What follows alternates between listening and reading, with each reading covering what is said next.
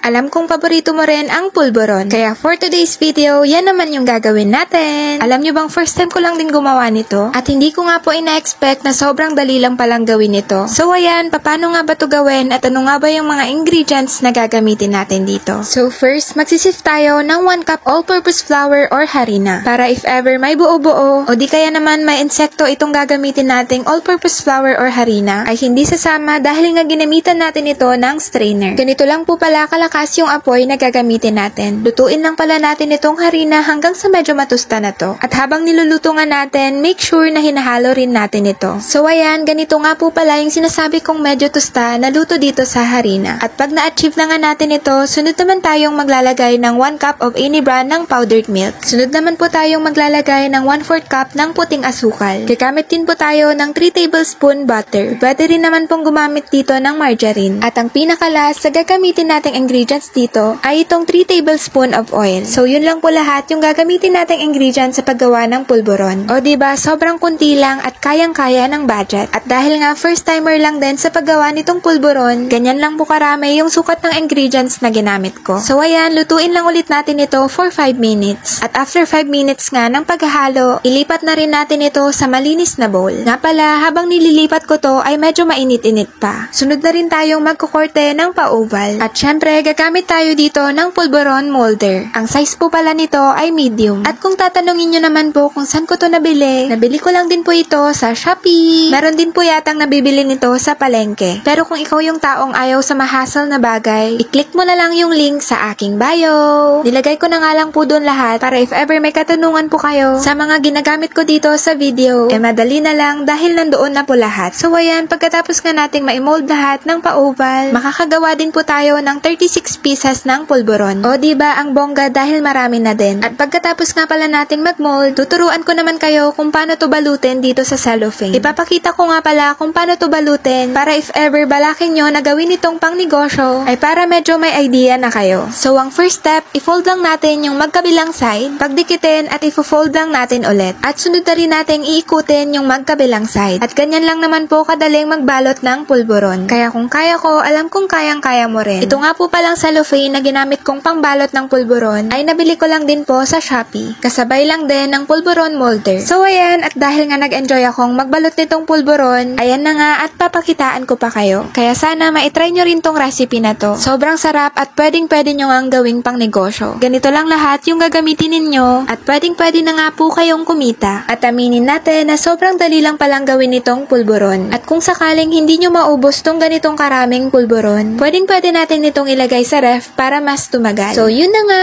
hanggang dito na lang. Bye!